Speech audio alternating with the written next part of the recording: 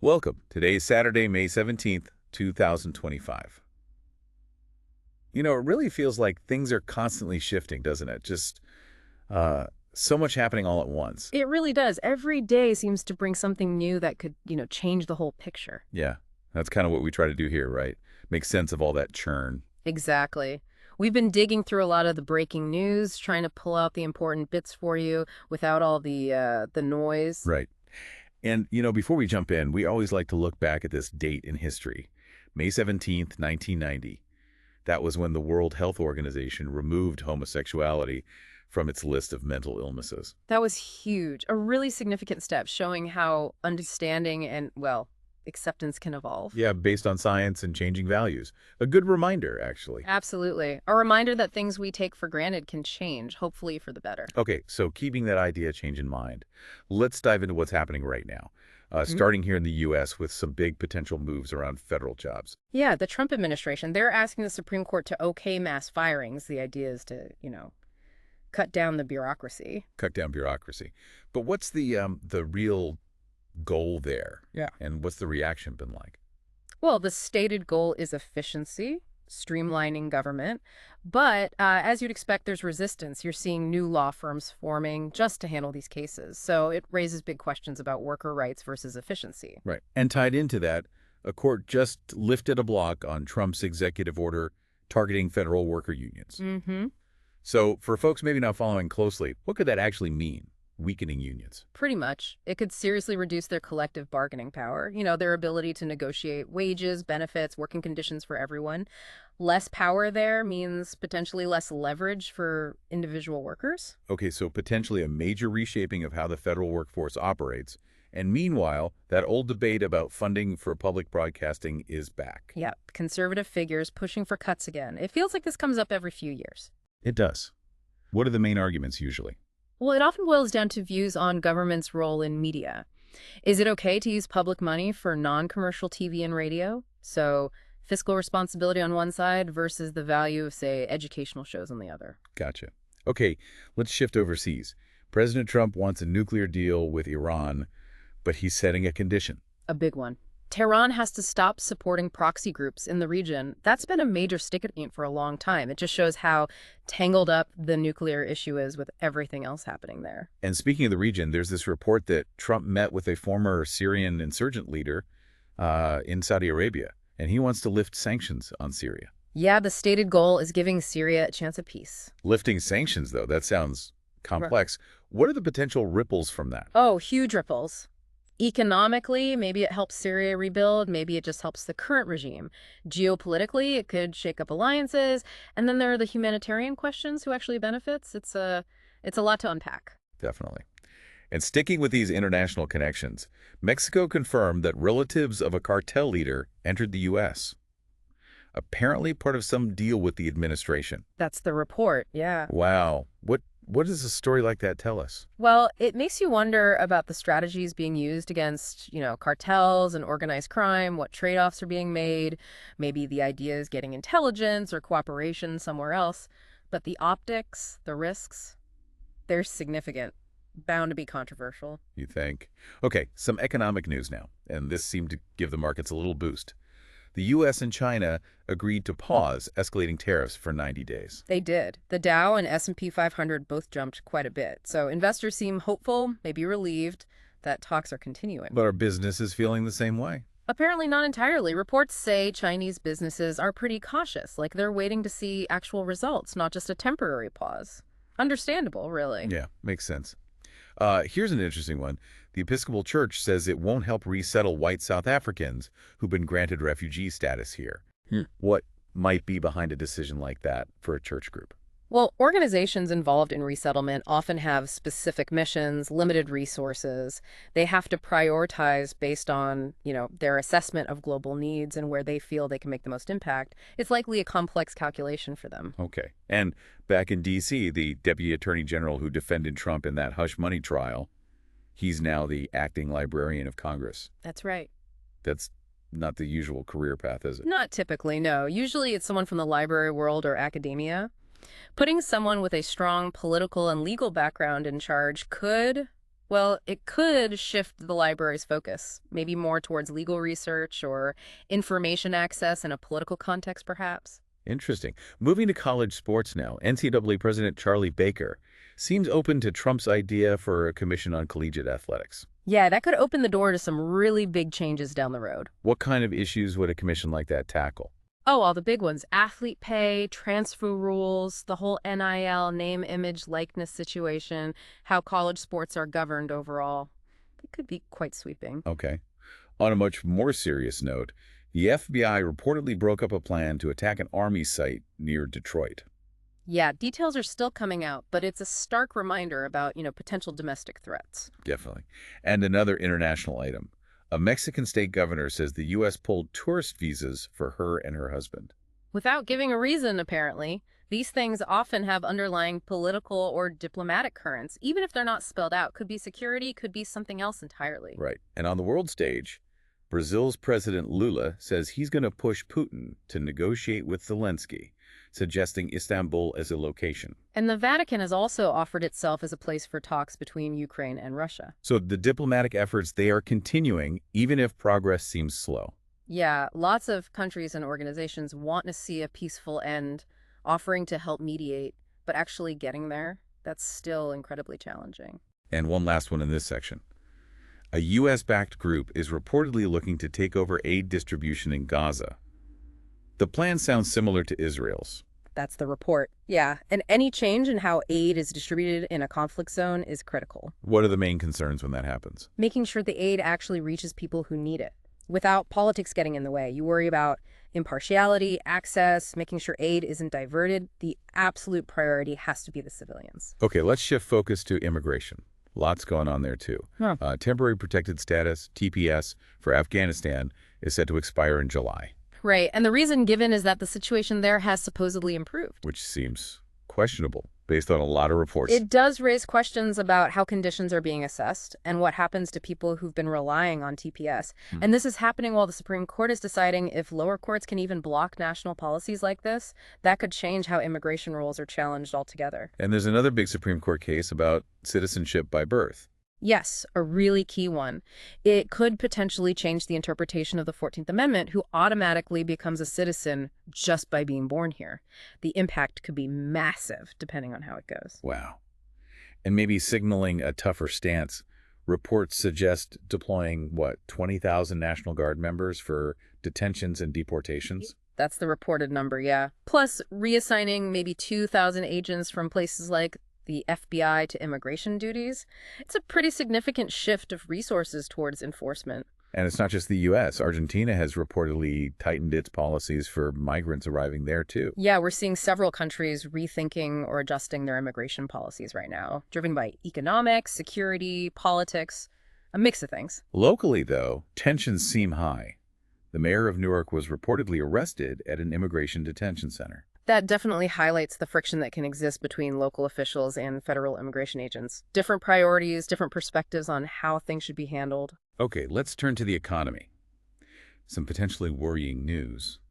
Moody's has reportedly downgraded the U.S. credit rating. What does that actually mean in simple terms? Well, it means Moody's thinks there's a slightly higher risk the U.S. government might not be able to pay back its debt. The big consequence is it could make borrowing more expensive for the government in the future. Which could affect everything. Pretty much. Government spending, interest rates for consumers, for businesses.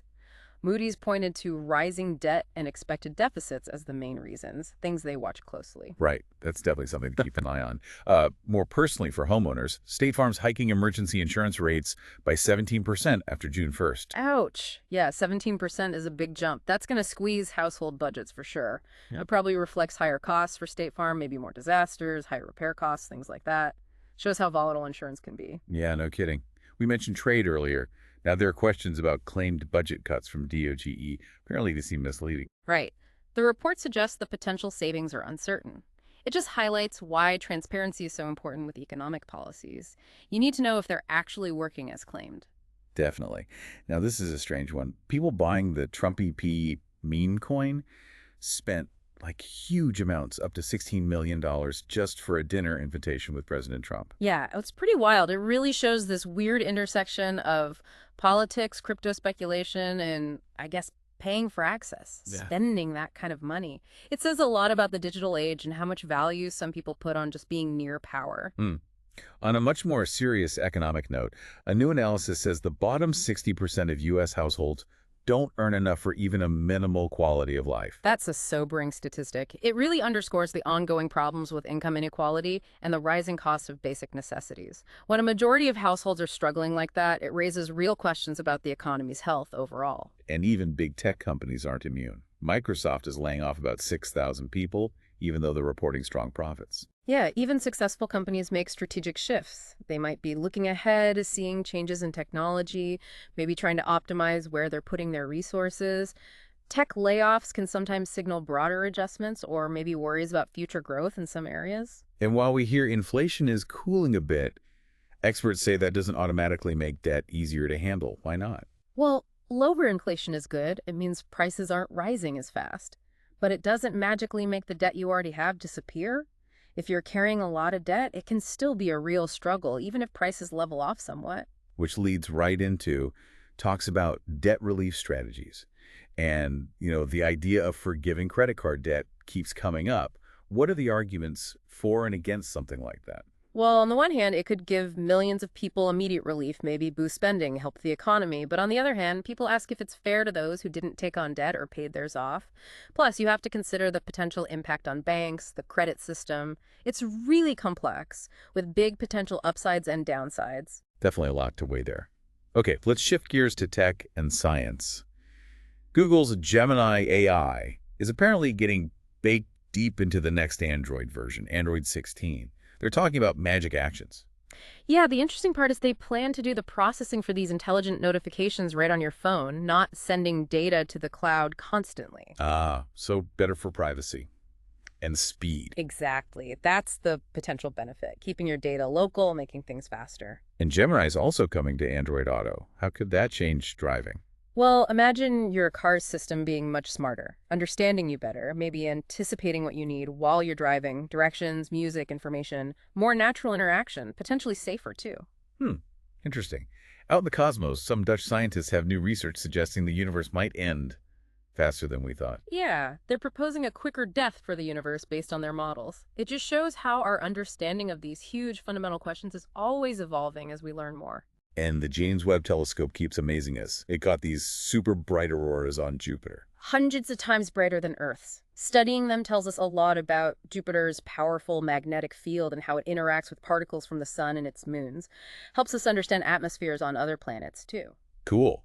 A blast from the past. That old Soviet spacecraft, Cosmos 482, launched back in '72 for Venus, but got stuck orbiting Earth. It's finally coming down. After 53 years, yeah, it's expected to re-enter the atmosphere. Usually the risk from falling space debris is very low, but it's always something scientists track carefully. Back on Earth, ancient reptile footprints are apparently rewriting the history of when animals first started living on land. Yeah, finding fossil evidence like footprints in older rock layers than expected forces scientists to rethink those timelines.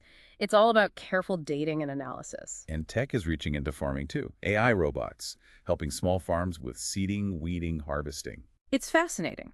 Automation like this could help with labor shortages, make farming more efficient, maybe even more sustainable, if robots can be really precise with resources like water or fertilizer. And finally, in science, a study linking living near golf courses to Parkinson's disease.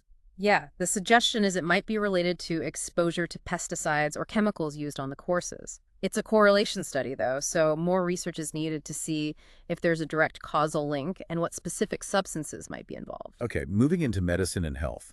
There's a listeria outbreak tied to ready-to-eat food, unfortunately. Yeah, Fresh and Ready Foods did a voluntary recall after about 10 people got sick. A good reminder to always check for recall notices if you buy prepackaged foods. Right. Worker safety news. The head of NIOSH, the safety agency, was reinstated just before a hearing with RFK Jr. about previous layoffs. The timing is certainly suggestive. Might be related to preparing for questions at that hearing. And USI is reportedly looking to hire lawyers to investigate employees who talk to the press. Yeah, saw that job posting. It touches on that tricky balance between an organization wanting to control its message and employees' rights, especially when it involves public interest information. In the changing world of work, there's talk about the role of employee resource groups, ERGs. How can they help when people feel unsure about expectations? Well, ERGs can build community, offer support, and give valuable feedback to management about what employees are actually experiencing and needing. They can be really helpful for navigating change and making workplaces more, understanding. Yeah, interesting. And in Minneapolis, a church is offering Alter Acupuncture for its migrant ministry. That's a really creative way to offer holistic support, blending different wellness practices to meet community needs. A recent study found men might be more likely to die from broken heart syndrome. Yeah, stress-induced cardiomyopathy. It's a stark reminder of how powerful the connection is between our emotional state and our physical heart health. Serious stress can have direct, sometimes fatal consequences. And concerns continue over that copper mine deal affecting sacred Apache land, Oak Flat, in Arizona. Yeah, that's a long-running conflict. It pits economic development against environmental concerns and, crucially, indigenous rights and cultural heritage. Really difficult situations with no easy answers. Closer to home, here in Madison, hospitals are dealing with a big nursing shortage, like much of the country. Pay, benefits, union issues are all part of it. And a persistent nursing shortage has real consequences, right? It can affect patient care quality, overload the nurses who are there, lead to burnout. Fixing recruitment and retention is vital for the whole healthcare system. But on a positive local note, Wisconsin moms from different political backgrounds are uniting to support extending Medicaid coverage for postpartum parents for a full year. That's great to see. Finding common ground on important healthcare issues, especially for new moms and babies, is really encouraging. And did you see the full moon last night? The Mayflower moon? Ah, yes. Always a nice sight. And one last health item. Research suggesting babies who sleep less might be more likely to show autistic traits later on. Interesting. Studies looking at early development factors like sleep are important, but it's always crucial to remember correlation isn't causation. Lots more research needed there. Okay, let's dive into sports. Lots happening. NBA playoffs. The Pacers knocked out the top seed Cavs. Huge upset. They're back in the Eastern Conference Finals. Really impressive run by them. And the Knicks have a 3-1 lead on the Celtics, trying to get back to the conference finals for the first time in ages. But I saw Tatum got hurt for Boston. Yeah, that could be a massive blow for the Celtics if they manage to push the series further. Losing your star player now is brutal. For sure. Timberwolves are also up 3-1 on the Mavs. The Nuggets stayed alive, forced a Game 7 with the Thunder. But the Warriors, tough spot. Curry's out for Game 5. Yeah, coming back from 3-1 is hard enough. Doing it without Curry seems almost impossible for Golden State. And the draft lottery happened. The Mavs got the #1 pick. Everyone expects Cooper Flagg to go first overall. He's seen as a potential franchise changer. Big moment for Dallas. In baseball, the Reds are honoring Pete Rose right after MLB reinstated him posthumously. Yeah, it's a significant move acknowledging his complicated legacy, amazing player, but obviously the betting scandal. Interesting how history remembers figures like him. College football, the FCS level looks like it's moving to a permanent 12-game regular season in 2026. More football for those fans and more opportunities, I guess, for those schools. NFL schedule news is trickling out. We know Chiefs-Cowboys on Thanksgiving, Mahomes, Kelce versus Dak. Classic Thanksgiving matchup. And Eagles-Cowboys to open the season September 4th. Always a heated rivalry to kick things off. Formula One McLaren looked really strong in practice for the Emilia-Romagna Grand Prix. Piastri and Norris setting fast times. Yeah, very encouraging for them. Practice is one thing, but we'll see if they can carry that pace into qualifying and the race. Could shake things up if they can. UFC tonight, Vegas 106. Gilbert Burns versus Michael Morales in the welterweight division. Good fight. Experienced veteran against a young, hungry guy should be exciting. Looking ahead in soccer, the Champions League final is set. PSG against Inter Milan in Munich on May 31st. Yeah, two giants of European football. Should be a fantastic final. Lots of star power. And big news for Brazil's national team.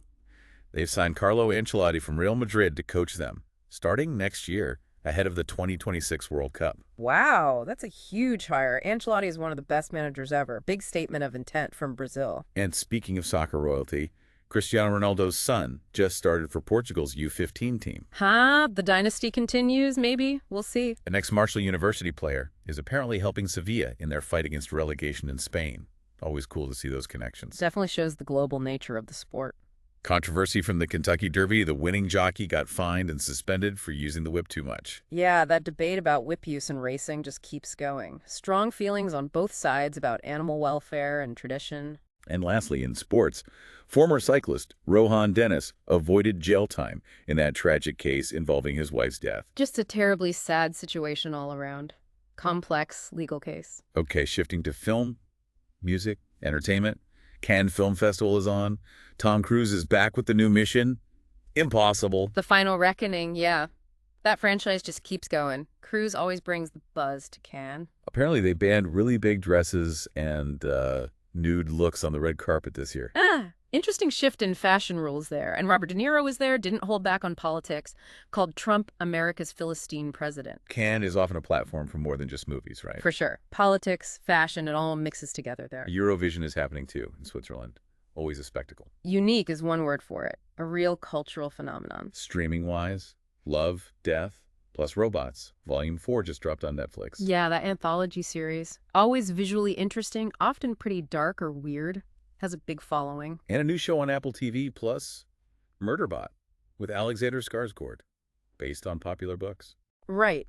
Sci-fi about a security robot that secretly just wants to watch soap operas. Sounds like a fun premise. Lots of movies hitting theaters this weekend, too. Over 24, including another Final Destination and Mission Impossible. Busy weekend for the cinemas. Something for everyone, looks like. On stage, Darren Criss got a Tony nomination for Maybe Happy Ending. Yeah, that musical about robots finding love. Good for him. Fashion designer Praul Guron's memoir, Walk Like a Girl, is out, talking about his journey. From Nepal to the top of the fashion world. Always interesting to hear those stories. This was kind of funny. Pope Leo XIV apparently took a call from his brother during an AP interview. Shows a bit of his human side, I guess. Unexpected. More seriously, Weezer bassist's wife pleaded not guilty in that Eagle Rock shooting case. Yeah, that's an ongoing legal situation. In sad news, the filmmaker Robert Benton passed away at 92, known for classics like Bonnie and Clyde. Oh, wow. A true legend. Huge loss for filmmaking. His work definitely left a mark. The Sean Diddy Combs trial is continuing, with Cassie Ventura testifying. Yeah, that's getting a lot of media coverage. Her testimony is obviously central to the case. And people are drawing connections between Beyoncé's Cowboy Carter and Kendrick Lamar's recent stuff. Interesting.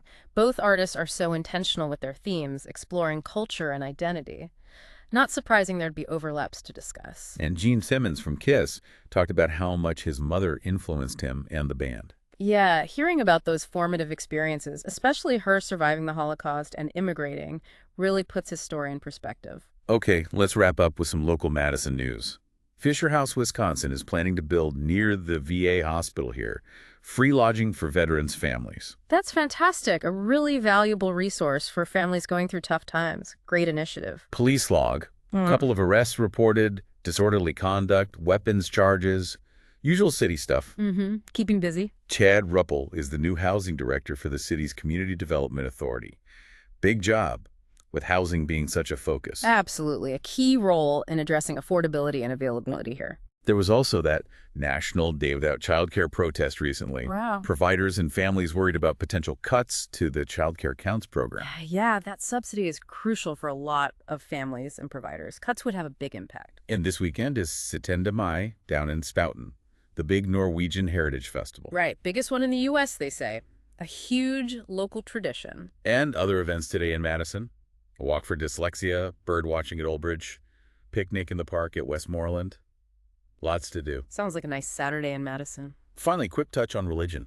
Pope Leo XIV, and we mentioned him taking that call.